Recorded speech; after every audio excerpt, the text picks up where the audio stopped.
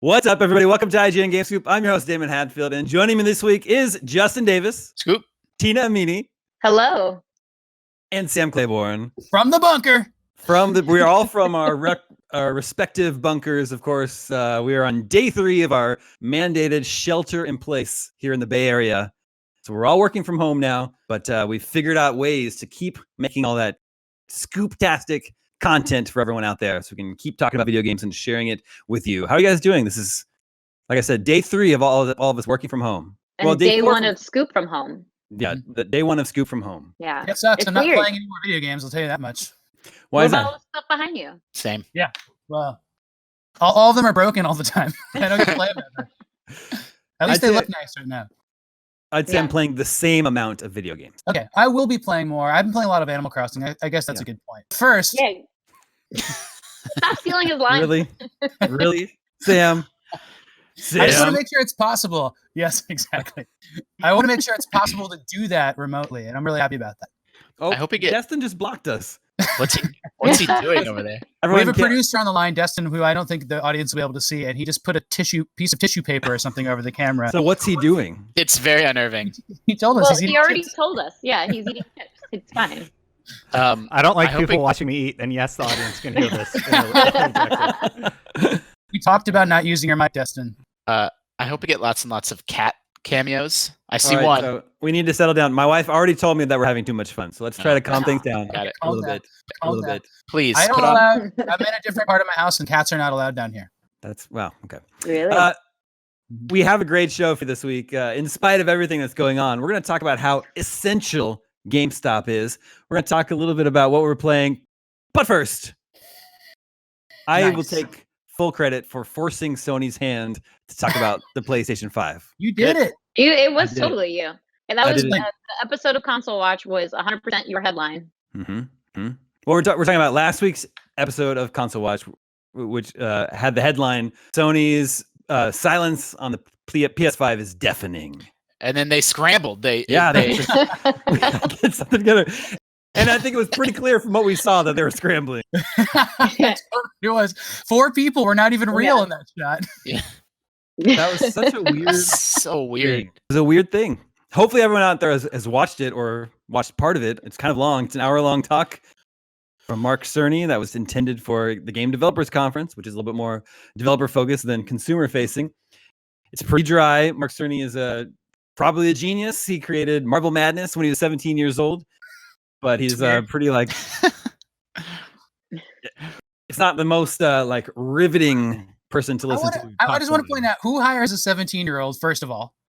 And then they come in, It's they're the like, 80s, man. yeah, I know, he's sitting at the front of a boardroom. Everybody's probably hopped up on something. And Yeah. they're listening to this teenager be like, I want to make a game about marbles. And they're like, ship it. What 17-year-olds sound like? I don't know. Yeah. Did you hear him? There may have been some audio tuning issues on our end for a There while, seemed at to least. be, actually. That's a really good point. There was like this Yeah. weird pitching between all the different streams I was watching. Yeah, exactly. So it was But Mark... yeah, go ahead. Sorry, I was just gonna say it was Mark Cerny talking for an hour about really technical stuff, standing in front of an audience of 3 that looked super fake, but nobody seems to know what the deal is with the audience. One person wavers like this. Yeah. So it's like, Well, is it like There's a one person with like a hand up like this, and they never moved once. He is it just like put a, his hand is it that like a long. stock photo, like a stock silhouette audience you can buy, and they just put that up in front of? So on I their thought video? it was fake, but then the guy on the left was scratching his face. Oh, Yeah. well, that's a little. Only that one. There's only one person that's moving. So Maybe it's like stock gifs. Maybe they've Yeah. just upgraded technology. You know, as video formats have changed, we need to upgrade our stock images too. Yeah, you guys that's are true. really smart because I went immediately to mannequins. Yeah. He was Home Aloneing Aloneing it? You think it was the Mechanized? Home Alone? Yeah, I thought they had like brought in like for the shot they like put in like silhouettes or something made out Okay, of it's wood. time to make him scratch his face. No, listen, there's no face touching. That was I actually know. bad Yeah. protocol there. I know. Sure. Okay, so it was a weird event, but like, what were your guys' takeaways? What do you think about what we learned about the PlayStation 5? Well, I did see one of my friends who's a music composer for games talk about how great it is that Sony is taking audio so seriously, because Mhm. in the age of next gen, everybody's really obsessed with graphics. And obviously things are really important, like loading times and install times, frame rate, resolution, etc. But we never really talked too much on a more mainstream level about audio. So it's cool that they're getting that level of thought a little bit more universally across the console instead of just using the same ray tracing mechanism everybody's been talking about lately. Agreed. Yeah, I thought the 3D audio stuff was something that jumped out at me as well. And I heard, again, I don't know how true this is, that audio processing in consoles now ends up using up like a not small portion of the processing power of the consoles and technology we're currently using. And so for that to be offloaded onto its own, like, look, all this audio processing can happen, over here, like, makes it hard to compare the PS5 and the Xbox Series X on like sort of a one-to-one. Like IGN and lots of other places are putting these specs side by side, but that doesn't tell the whole story, which is what Mark Cerny kind of spent an hour doing his best to explain to people. That worries me though, because they got to see what Xbox was doing, and they didn't change what they were doing. I don't think you really can, right? You already chose your hard drive 2 years ago or something, but then they have to say like, okay, everything is like X percentage lower in the stupid digits that you have to write out. So like even their their solid state drive was it's like he explains at length like why it's like a weird number 800 and something terabytes instead of 1 terabyte, right? It was like 80% as big, and then like the teraflops are like I think it was like 18% difference, and so like he spent all this time being like, but that's not what matters. You got to explain these numbers instead of just having the bigger number. It was kind of weird that way. The whole presentation was an hour of them saying things that were 10% worse than the Xbox, and then explaining why that didn't matter. Exactly.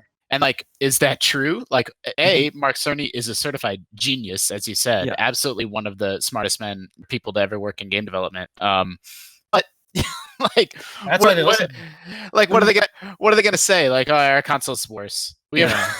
I know. I mean, we didn't explain our team. I forget who did it, but it was like somebody saying like his calculations for teraflops were like really, really cool. Like it was like a really good explainer of like, you can't just use the teraflops number. You have to use the calculation. That's on IGN now. I read it today, and it was like totally exactly what it was.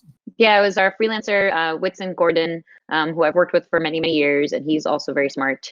I was basically just talking about that's not the only unit of measurement of power for these consoles. And frankly, I don't think like from our readers, I don't think that they're as obsessed with teraflops as we are, or as like these hardware manufacturers are either. So I don't think that that's like, I mean, ultimately it always comes back down to the games anyway. So especially for me, like I'm not too hyper obsessed with the number comparisons and whatnot. It's just interesting to know while we're measuring up what their priorities are from a company perspective. One take that I heard was that it's actually going to make places like IGN and other places that do even deeper dives into this sort of technical detail, like Digital Foundry, like it's going to make our lives harder because the consoles are going to be, so maybe the PlayStation is slightly worse at doing ray tracing, but its load times are faster. But the Xbox One X does have slightly more light rays, but it's worse in these other small ways. And like, it's not going to be, I mean, A, the two consoles are very, very close in power, but B, the ways in which they are different are unusual and sort of unprecedented. And so those sorts of direct side-by-sides are going to be, going to be tough. But this event that Sony held this week, it was a mistake, right? Well, it was intended for 100%. GDC, right? Well, yeah, I totally get that it was intended for GDC, but like that's still a bad plan, right? They put it out on the PlayStation blog, and they invited all their fans to come see a deep dive into the PlayStation 5. 600,000 people were watching it live. The video is up to almost 10 million views now, and everyone's like, "What is this?" It is an absolute blunder. Yes. Crazy. Even if it were like, even if the world were normal and GDC had continued, like we would have been at that panel. Other reporters would have been at that panel. We would have broken out those stories of this is your latest information on the PS5. So either way, we've gotten to the audience anyway.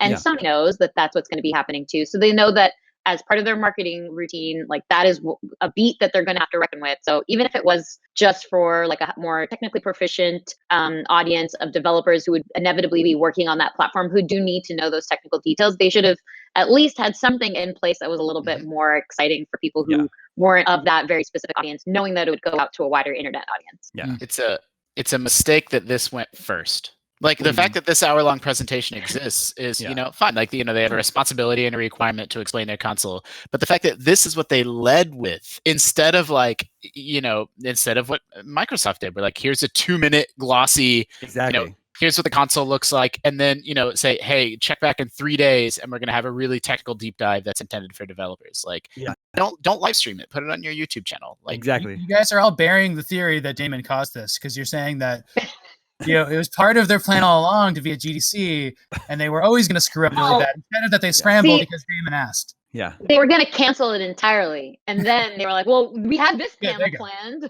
Good. So this it was still a response to Damon. Yes, it's okay. This event was a blunder, and then I've seen sort of this wave of pushback about like, well, no, like they're just explaining the console's technical specs. What did you expect? But they set those expectations by live streaming that. Like they made the choice to do that. So that was a mistake. And it definitely changes the stakes when you're using it on a different kind of platform. Like their first reveal was the loading times, a small little tech demo that they showed to like a private internal conference, and then which is a Twitter video. It was so bad. Yeah, it was like effectively leaked out through that mechanism. So like that could have been a cool glossy tech demo. Like our readers love tech demos. We like tech demos because we want to see this stuff play out in actual real time and decide for ourselves. It's a show don't tell kind of philosophy. So yeah, blunder's a good word. Exactly. Microsoft had like during the week, they did 2 videos, and one of them was just about switching quickly between games. They showed games. They showed that there's games coming out on their system. It's just like PlayStation didn't even get to that. I kept on expecting just like to be like, and this is what it looks like in action, but only for 10 seconds or something. And we didn't even get that. We got like weird wireframed art, which is really cool, of like stuff I didn't understand. And I'm not afraid to admit that I didn't understand some of the stuff he was talking about, and I'm trying. I think only Mark Cerny understands. Yep. Maybe. The Cerny Matrix. But I will say, some of those graphics, now that I think about it, are just Marble Madness levels. So I think maybe he's pulling it up. Well, he does want to bring retro back, like Marble Madness, Dead Space. Dead Space, of course. Oh, yeah, they brought up Dead Space, which I appreciated. I didn't appreciate them calling it old school, though. Yeah. They took one of your favorite games and your favorite eras of gaming and then mishmashed them. Yeah. Come on. I don't know. He's been around so long. Maybe everything is old school to him. So another thing that we learned yesterday that people are confused and sort of disappointed by is the way PlayStation 5 is handling backwards compatibility. Yeah. What was the exact quote? Yeah. Almost all of the top 100 PlayStation 4 games ranked by total playtime will be available at launch. Playtime's a bad way to do it. Man, this is exactly what Xbox did. It's like exactly what they did, where they're like, we're only having a few games backwards compatible, and we'll start expanding and stuff like that. And then this time around, they're like, we learned from that.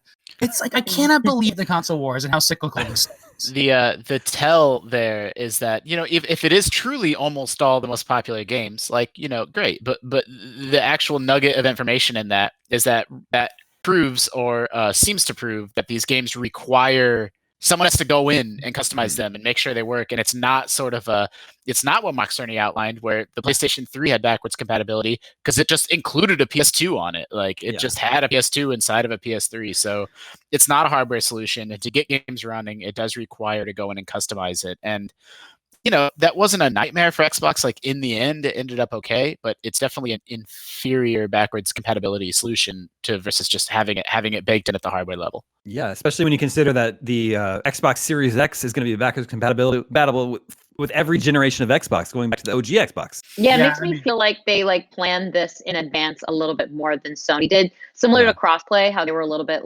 later, lagging onto that kind of new structure. So I think Microsoft, having gone through a less than successful launch, learned their lesson, decided to be a little bit more prepared. And who knows, maybe Sony was a little bit more comfortable resting on their laurels of the success of the PS4 and figuring they could figure stuff out on the fly, while Microsoft started to become a little bit more ahead of the game every time.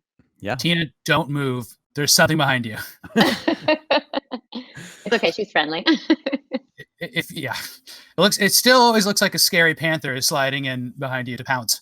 I think that it's showing also that the PlayStation's philosophy is to be a next gen system and be different, and they're trying to use that as it's not really the same thing as our last system. Whereas Microsoft is they're really on the PC iteration thing, where it's we made an Xbox One, everybody calls our middle ground system the Xbox 1.5, and then the Xbox 2 is basically this. Those are all so intricately related architecture wise and everything that what's better though? Like, I don't know. There's actually advantages to both. And if Sony had come out being like, we're making the most different console ever and we have to, and here's why, and we won't have backwards compatibility, that would have been a better story than all of our numbers are 20% down. It's okay, but we also don't have backwards compatibility. It's just like, it's a lot of couching. They got to show their big games. They got to like show that the system is like really cool. Next gen has something special. Yeah, I agree. I don't know, all this back and forth, this slow back and forth between Microsoft and Sony, this war of numbers makes me remember when Nintendo revealed the Switch? Yeah. That reveal video, and they showed the console, they showed how it worked, they showed the games you could play on it. It's like, I was just thinking about that. No talk of processing power or I/O speed, any of that. The crazy thing about the Switch reveal, this popped into my head, is that it might be like the first time in history that like a console reveal actually came true. Like, people do pull out their Switch and like hand someone else the Joy-Con and play it in public. Like, that super corny, like, we're gonna play on the roof of our building and like watch us play 1-2 Switch. Like, that shit that actually happens. Like, that's like it's never the case that like a console's sort of glossy reveal is how it gets used in day-to-day use. I think the Switch might be the first time. Maybe the Wii. I think they also learned their lesson from the Wii U, where there was so much, like, there was a lack of clarity there over like, is this the same thing? Is this like an upgraded version? What is this thing?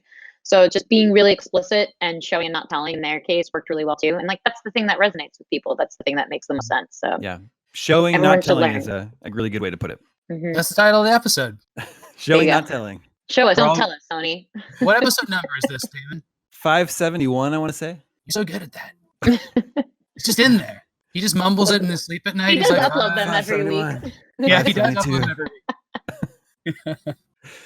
All right, let's move on. What are you doing back there? What is going on? Music. Is that just from your speakers? Yeah.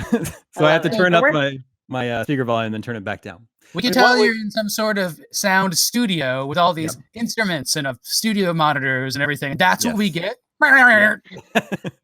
Yes, that's what you get. Let's talk about the story that has emerged today with GameStop wanting to keep its stores open, instructing its employees to keep its stores open in spite of the shelter-in-place mandates in certain cities, because it's the execs at GameStop believes that it is an essential business. They're arguing alongside grocery stores and pharmacies that are staying open during this time. So we had a couple employees that are remaining anonymous so that they don't have to fear repercussion that sent us some emails outlining GameStop's new edict around like, we're remaining open and here are the reasons why, and thank you very much.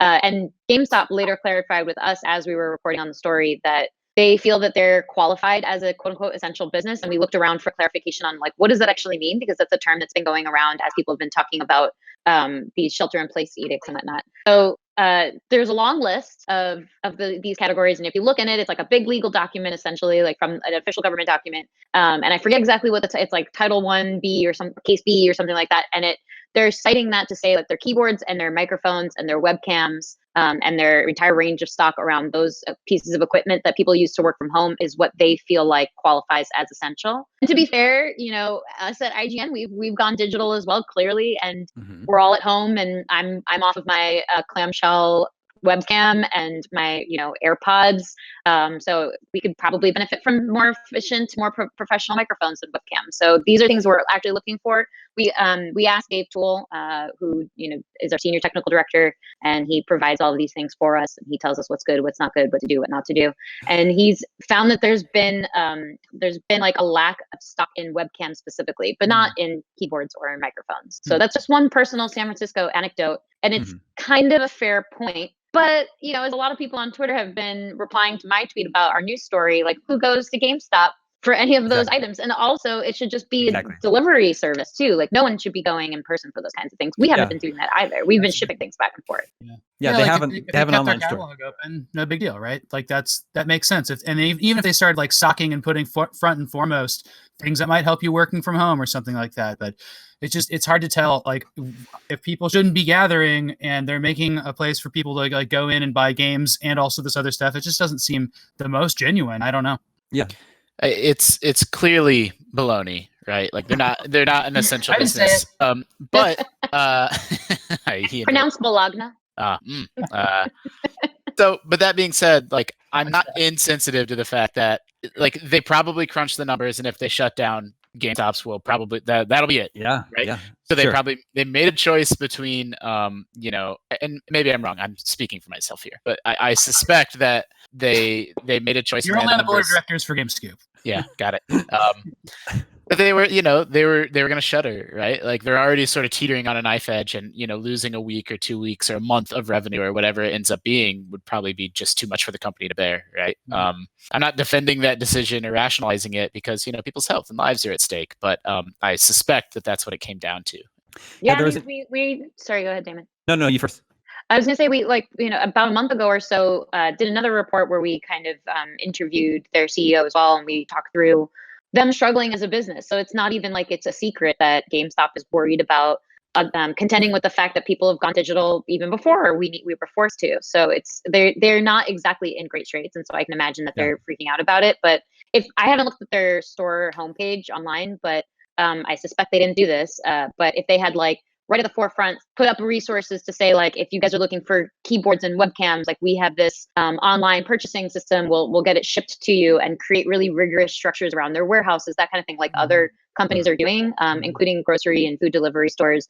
That would be one thing, but it seems more like, at least the way that it's rolled out, seems more loophole than trying to help people who are working from home necessarily. The thesis statement of that interview was that they wanted people to gather at GameStop going forward. Exactly. Not a place to gather, and I actually feel really horribly for theaters and stuff like that right now, because there's just no way. There's just no way to make money off of people right now going to all one place together. So that was just it just aligns at a really bad time. Do you think Reggie's just like, I'm out? 1 week as board of directors. I mean, I don't want to see all the GameStops in the nation close, and I don't want to see all those people be out of work. But in my opinion, what an irresponsible choice they're making. Yeah, there was an internal memo that surfaced, and I think Kotaku found it, that said, we have received reports of local authorities visiting stores in an attempt to enforce closure. Despite our classification, store managers are approved to provide the document linked below to law enforcement as needed. So they're asking their employees to defy law enforcement. What an awkward position to put those store managers in. It's crazy. Well, they've had a history of putting their store managers in awkward positions in general, forcing are you sure you don't want to buy a cell phone from that location? Exactly. Let me go through the 30-minute script before I allow you to leave the store. For the record, we got that too, that documentation. And basically what they're saying is throw the bill at them if they come. But this isn't the time to be worried about, obviously everyone's worried about how this is going to affect the economy on a universal scale. But it's not really the time to be worried about that, or worried about hoarding things, or worried about purchasing vaccines to indiscriminately use at your own kind of guidelines. So it's just not the thing that they need to be focused on now. Well, the good news is that GDC is rescheduled for August 4th, I believe. So we know this is all going to be over by then. Got it. That's not a funny joke. I'm not going to laugh. But I'm excited for GDC. Maybe this is a funny joke, Sam. Okay, it remains to be seen if GameStop can rise from your grave, or if it will. Is that from Altered Beast? Yes. My friend Scott says that all the time, and I always I think he's mentioned that, but it's been a while. I just hear that so much. It's great. One of the all-time greatest video games. Rise from your grave. Okay, let's move on once again. Let's share what we've been playing. I know Sam was playing a bunch of Animal Crossing, and then he posted his review on Monday. Mm-hmm. Congrats on getting that out the door. Thanks, and I suppose we're moving on from that, right? Unless you don't want to talk about Animal Crossing more? We're not going to dig in and talk about it for 30 minutes. Damon walked away by his mid-Animal Crossing explanation from our desks. Mm-hmm. I was like, let me tell you about something. And he just walked away. It's because we talk about it so much, he's heard it all before anyway. Yeah. Maybe. What can I say? I gave it a really high score. I think it's it's the breath of. I was gonna say this in my review, but I'm gonna say I saved it as a real scoop gem. I think it's the Breath of the Wild of Animal Crossings. Ooh, wow. Yeah. It changed all the stuff for the better. It kind of reset it to what Animal Crossing should be about, which is about customization and living with in this town that feels alive. And the customization stuff is so cool. I love making mountains and waterfalls and doing all. I can tell you're not paying attention, Damon. I'm just setting up the next. I think it's now that I can see everybody's face and exactly what they're doing. I know what's going on. I just Animal Crossing just has me feeling kind of. All right, get it out. Oh, you didn't hear it? No. Anyway, that was a little cute. Okay. So in summary, check out the review, and I can't wait for everybody that's excited for this game to play, because there's also this like worldwide sense of excitement to play a single game, which I really, really love. Yeah, as I was saying, it is the best reviewed game of the year so far, like from all outlets. Really? Yeah. That's cool. It tops and then dreams. We gave Doom a huge score this week too, a 9 also. Yeah. So you can choose between those 2 9s. Animal Crossing 9, Doom 9, Ori 9. Yeah, don't worry. It's good stuff. Speaking of Doom, I've been playing a little bit of it up until, work and life became crazy. So work and life have occupied my time lately.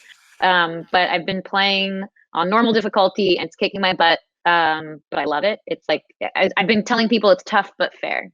Just like you. Yeah, tough but fair. Just like you. And also, I would say that work and life can be described as normal difficulty right now, maybe even hard difficulty. Yeah, we're in hard mode for right now for sure. Yeah, this is not normal. No, it's not normal. But it is difficulty. That's fair. Yeah, but normal life is normal difficulty. Okay. I get it. Okay, I'm resetting my scale. Yeah, all right. yeah. We're in hard mode. Okay. Who else is playing what? I am not playing anything at all right now. Wow. I at the end of my day, I am opening up Hulu and going to I forget the exact name of it, but it's like shows that are easy to watch. They have like an easy watching category. That's pretty good. Just like Scooby-Doo and DuckTales? it's like Bob's Burgers. And and then that's what I need in my life right now. And then tonight, I am so excited for Animal Crossing.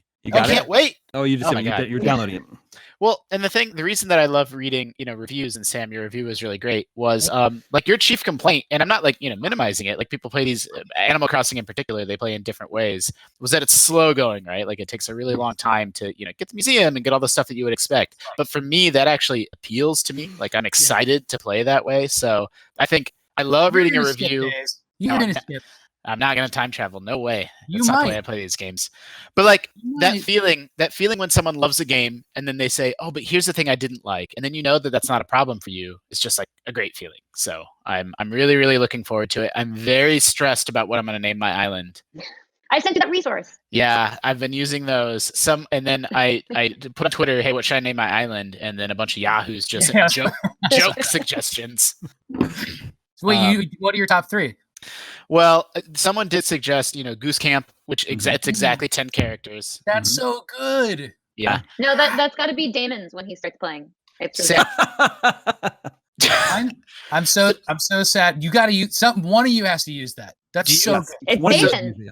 Sam, just the island in the game. I am not going to play Animal Crossing. This is Omega Cop pressure. It does. I know what you're going to ask. It does not append island onto it. That's exactly what I was going to ask. It's so like that. It's a permanent decision. It's the only thing in the game you can't change. Yeah. But then I don't know the context in which, like, is it going to be called Eventide Island, or do they just use so they don't append island onto the end? No. Okay. My island name is really stupid. It's Coolsville. It's been that way since my very first Animal Crossing town in 2001. Get it all out. And when you so everybody is just like, whenever I go anywhere, it has a little travel thing and it says, "Welcome, Sam from Coolsville," and stuff. Cool. Yes. So since I don't append island onto the end, maybe I'll be Goose Isle or something like that. Yeah, that'd be cute. I showed Damon that I showed him why the only thing that would get him to play this game, and that I put this giant kaiju on my island. I spent a long time expending resources on it and then put it in there. I was like, look at this. That part was cool. Yeah. And also you can buy records in the game and put them on your wall or listen to them. I cannot believe that music from. What is the music? What is the music that you listen to? Well, let me get into it. So there's a character named KK Slider, and he comes to town every Sunday in every Animal Crossing game. In this game, there's a twist to that I won't get into. But when you hear him, you can go up to him and you can request a song, and then he sings you a song. And if you don't type it out just right, or you choose for him to choose a random song, he'll just play a random song. And he has like 80 songs now. It's the guy that composed all the music for every game. It's the guy that put that song, that Tota KK song that's hidden in a bunch of games. You know what I'm talking about? Yep. Yeah, I don't know. It's in Link's Awakening. Yeah.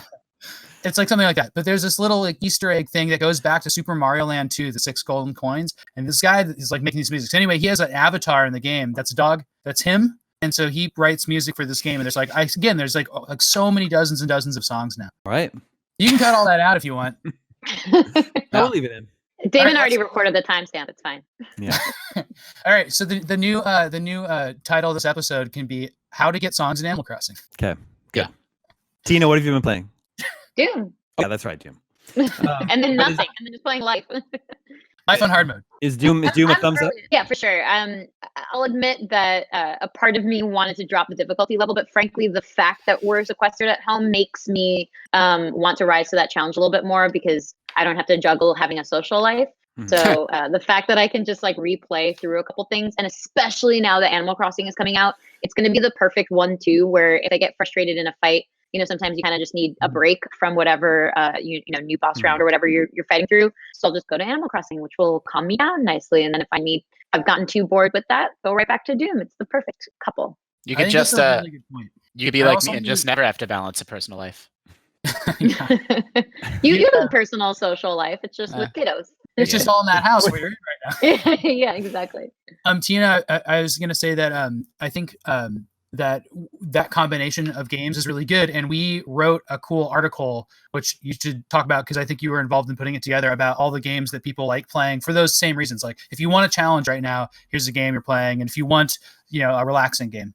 Yeah, we just today, or I guess Thursday, March 19th, put together a list of games from our staff members, sort of describing like what we personally want to play while we're stuck at home in quarantine mode. And everybody has different preferences. Like it's just like actually, Justin, when you were talking about your Hulu picks, I initially watched Outbreak on Netflix, and then I watched Contagion. This was like last week, but this week I'm in a totally different. I don't know. There's some weird like exposure therapy thing to it, and just seeing it play out in a worst case scenario and seeing behind the scenes politics and stuff. There's touch points that are really relatable to what we're going through. So that there was something kind of cathartic about that. But this week I'm in a totally different mood, and I only want trash TV. So Damon, I've started Love is Blind, and we can totally have a full hour-long conversation about that if you want. It's so good. Yeah, it's an interesting one. But so going back, is Love is Blind impression. How many episodes in are you? I'm 1.5 in. Okay. All right. But the first one is already pretty expansive. Someone already got married in the first episode. Well, they get engaged, but yeah. They get engaged. That's right. They get engaged. Is Sam just like pulling his Animal Crossing card? Yeah. To walk away? Exactly. That's his. Sam. No more. I'm out. Sam, I've been watching Babylon Berlin. Yeah. How's the new season? No, I couldn't find a good recap, so we just start over from the beginning. Oh, okay. It's good. Babylon Berlin is an amazing show on Netflix that I recommend to everybody tuning into the show. But make sure you watch in German. Yes, definitely watch. It's a German show. Watch it in its original German with subtitles. That's how I think we all found out that Netflix will sub things, and they put out subs for German television shows and stuff like that from around the world. But they also have subtitles, so you should probably not watch subs because it's really weird. It's like watching an old Godzilla movie. They just don't tell you. It just plays in English. It's crazy. I didn't even know that Netflix had different language options. I thought it was just a turn on subtitles or not. So I learned by watching that. Yeah, exactly. Yeah. That's how I learned the show. But yeah, our article. Oh, go ahead. Yeah. I was just going to wrap up that point and say that our article is from a bunch of our staff members with different tastes and different priorities right now. So we had everyone write out their own lists, and then we categorized them like by big games with really big worlds, all the way to like skill specific games to quick games, lighthearted games, that kind of thing. So you can find the category that for whatever you happen to be in the mood for. Yeah. The headline is like what to play right now. It's the best games to play while you're stuck at home. Okay. Yeah. Which also applies to when you're grounded. Yep. Sure. Maybe you're both right now. Oh, that'd be so bad. If your ass is grass, this is what to play. Let's check in with the listeners. Hey, listeners. Cool. All right. It was the end of a Contra level. That was actually from Super C. This is Parker. He emailed us at the email address gamescoop@ign.com, just like you can. Email still works for now.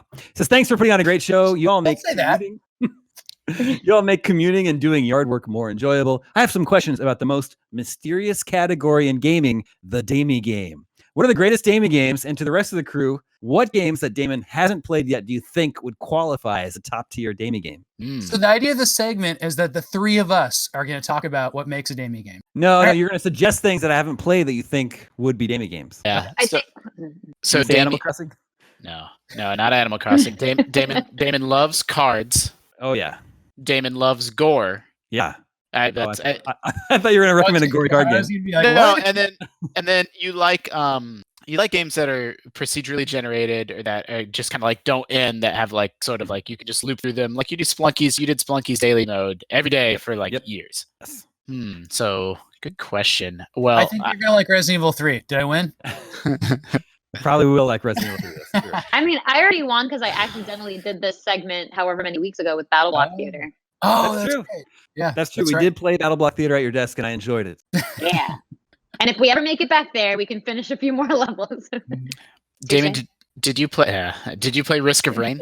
No, but I've heard good things about that one. Risk of Rain is a good 2D roguelike that's not too dislike Rogue Legacy. Where do you fall on? What about Ori? I love Ori. I love the first one. I haven't played the second one yet. Yeah. Did you just preview reveal a game that looks like a Damie game? That's Sea of Stars from the guys that did The Messenger. Mm-hmm. Yeah. It's a prequel to The Messenger, but in a totally different genre. They're going for a classic RPG. It looks like Chrono Trigger or Secret of Mana, and then it's got like a Mario RPG combat system with some timed elements. It looks really cool. Did you ask them to add cards? Yeah, I was like, this is great, but could you add some cards and gore? That would be the second favor you've pulled in from the game industry after making PlayStation finally say something. Yeah. My other what's recommendation. Your third wish? What would be your third wish? A new DuckTales game? Because that's what I want. Will you get that from me? Do you know DuckTales is back in digital stores? DuckTales remastered? Oh, because it got taken out for a little while, right? And now it's back. That's nice. Okay. Well, Damn it, we don't. I have one more suggestion for you. Okay. Because this is perfect because it's a game I'm sure you've never played, but I'm also sure you would like, which is Triple Triad, the card minigame in Final Fantasy VIII. Oh yeah. So Final Fantasy VIII has a minigame in it where you go around and collect cards and battle people with those cards. It's like Gwent, it's sort of bolted onto the game. I didn't know Final Fantasy did that. Yeah. So it's a game inside the game, and it's great. It's really beloved, and you would like it. Cool. But the only way to play is in Final Fantasy VIII. Well, so I don't know if it was official or bootleg that fans did it, where there was like some Triple Triad website, right, where you could just go in and play without having to play Final Fantasy VIII. But I don't know if that was like a real thing that Square Enix made or not. Gotcha. Like, legitimately, what are you most excited for this year? I actually can't peg that down. I would think it would be Resident Evil, but I don't know how much you're into Cyberpunk. I'm really into Cyberpunk because I'm, like we talked recently, I'm still playing through Witcher 3 right now. So I'm super excited for Cyberpunk. It doesn't have any, swords in it or monsters of that same type, at least. Might have laser swords. It might have laser swords. And it might have laser monsters. That's true. Also true. Okay. And that brings us to Video Game 20 Questions. Our suggestion this week comes from the very same Lauren Taylor that we just heard from. Let the questioning begin. Do you want to ask the same question? Yeah. No, we get to cheat now. Okay. That's So wait, did he answer it? Question. Did he answer it? Yeah, he did. It was What did he yes. say? Yes, it's from the 2000s, after 2000. Nice. You asked if it was before 2000, right? And he said so you no. must have said no, yeah. Yeah. Okay. So is it from this console generation? Yes. That's one. Is this game on the Nintendo Switch? No. Is it a platform exclusive? No. Hmm. Does it have multiplayer? No. Do you play as a human? Yes. I think That's it's fine. I think it's Dark Souls. Is it an RPG? That's not from this generation. Is it an RPG? Yeah. Yes. Yeah. Is this a turn-based RPG? No. Is this So a if you- Souls-like? Is it a Souls-like? No. Ah. What if it just is Dark Souls and so he's not a Souls-like? It's like a... Oh, that's a good point. Is Dark Souls a Souls-like? It's like, no, it's a Souls game. Yeah, Damon, aren't you supposed to ask, how do you define a Souls-like? No, I'm not supposed to ask that. He consulted with the people. They said no. I mean, should I even ask if it's like a fantasy fictional world? It will be, right? So It might not be. I mean, I don't know. Yeah, that's a good question. I guess it could be like an RPG crossover with something. Yeah, Um, sci-fi. Is this a fantastical world? Yes. Why did As you opposed phrase to- it in that way? As opposed to a realistic world? Was yeah, this made in exactly. Japan? Yes. And that's I 10. think it's like really? near. Yeah, Nier's a good candidate. So we know a lot. Like a Japanese-made game on current-gen consoles, but not the Switch. That's a RPG, but doesn't have turn-based combat. Mm-hmm. Didn't Nier get ported to Switch, maybe? Am I wrong? No, I don't think the Game of the Year edition did. Maybe it did. Oh, okay. Nobody knows. Okay. We could totally cheat now, by the way. We have our computers in front of us. I thought we were always allowed to do that. We're not allowed to do that? And then Damon thinks you play as a human. Do you play? You do. Is there Nier's not on Switch. Are you a single person? Are you controlling one person, a party of one in this game? He doesn't know the answer to this. You definitely control one person. Allow me to Damon, rephrase. When you're adventuring in this game, is there a posse of people going forth and adventuring, or yes. You like, have a do you party. have companions? Yeah. Yes. Is this part of a series? Yes. Is it? It's Final Fantasy 15. Yeah, it probably is. Do you play as four bros that go on a big road trip in a cool car? No. Oh, dang. Is it made by Square Enix? Yes. Oh. Okay. Wait a sec. What? Is it part of the Final Fantasy series? Kind of. What? That's 15. I don't like that. What? I mean, I know Crystal Chronicles. No, that's too old. Kind of. Yeah. This is gonna be a good one. Oh, it's probably. Is it Kingdom Hearts 3? Is it the? Yeah, maybe. And then is it one of the dancing games? God, so many dancing games. I mean, didn't we just have Kingdom Hearts 3? Nobody. Who knows? I don't know. Is there Not that I Disney characters in this?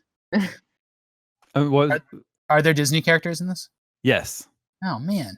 Is Kingdom it? Hearts 3. All right, we got it. Is this it the third in the series? Well, We just play with that. wait, but Yeah, there you go. Kingdom Hearts 3 is like the 10th in a series. Oh, okay, but well, said well, yes. is it, fair enough. yeah, meaning is it labeled 3 in the series? Yeah, All right, that's Kingdom it. It's Hearts Kingdom 3. Hearts 3. Is Go it for Kingdom it. Hearts 3? Yes, it is Kingdom Hearts 3. Nicely job, everybody. Man. You think we've had that one before, Sam? I don't know. Yeah. It's sometimes that like ticks off in my head like we've had that before. Like I think we've had Echo the Dolphin twice. But then again, I think it's Echo the Dolphin when we start every time. So that's probably a good one to have multiple times. It's probably true. Do you play as a human? Is it Echo the Dolphin?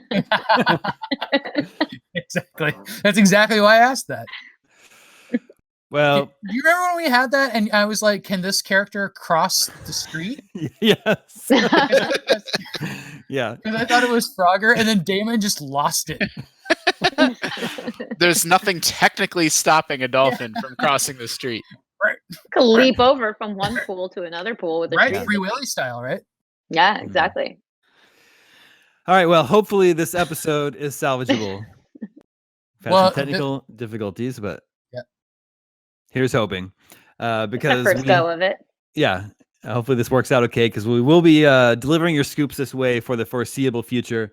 But that's all the scoops we have for you this week. Thank you, Justin. Thank you, Sam. Thank you, Tina. Thank you, Destin. Remember, you can always reach address scoop@ign.com. Everybody stay safe, stay healthy, and we'll see you guys next week.